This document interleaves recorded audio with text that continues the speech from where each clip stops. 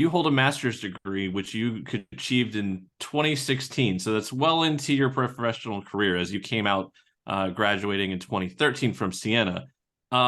Take us through kind of what that was like for you to get your master's in the midst of trying to establish yourself as a pro, which I mean, I could point people back to all the different stops that you were having, not only stateside, but internationally, and how you're trying to establish yourself as an overseas pro.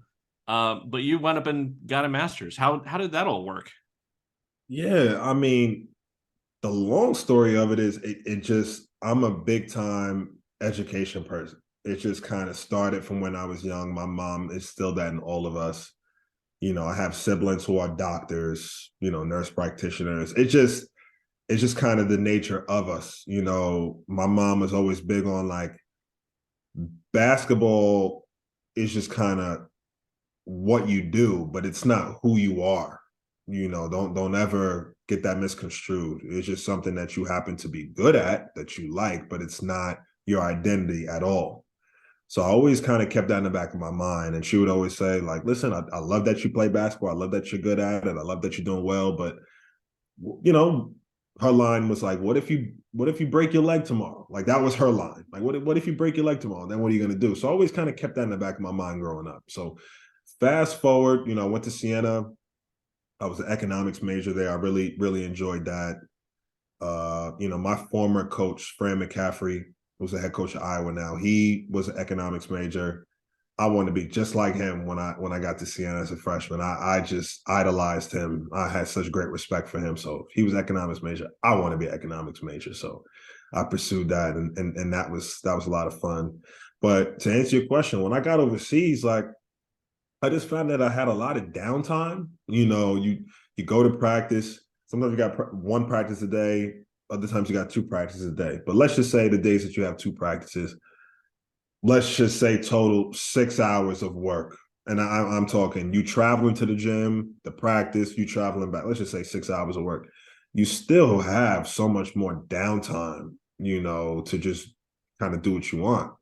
And then part of that you're going to use to rest, of course, and nap and do what you want and just maybe talk to your friends and family back home, of course, but you still have quite a bit of time.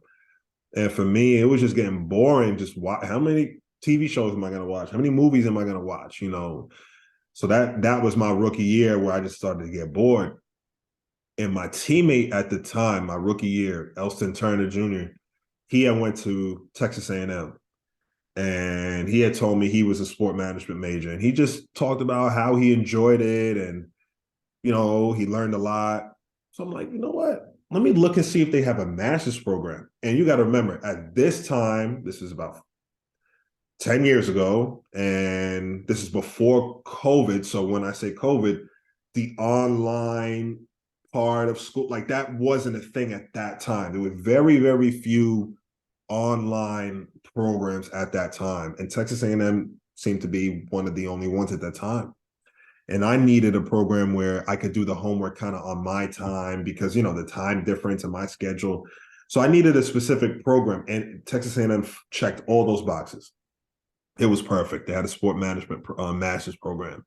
So I pursued that, and I was able to complete that in about a year and a half while I was overseas. So I would just kind of come home from practice, write a paper or study for an exam and knock it out. And before I knew it, I was done with the program. So it was definitely something just to keep me busy, but it ended up being something that I think will be beneficial, down the road when I'm done playing.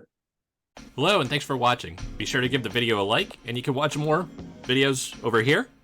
You can also click subscribe over here so you're notified when we have new content here on Expat Hoops.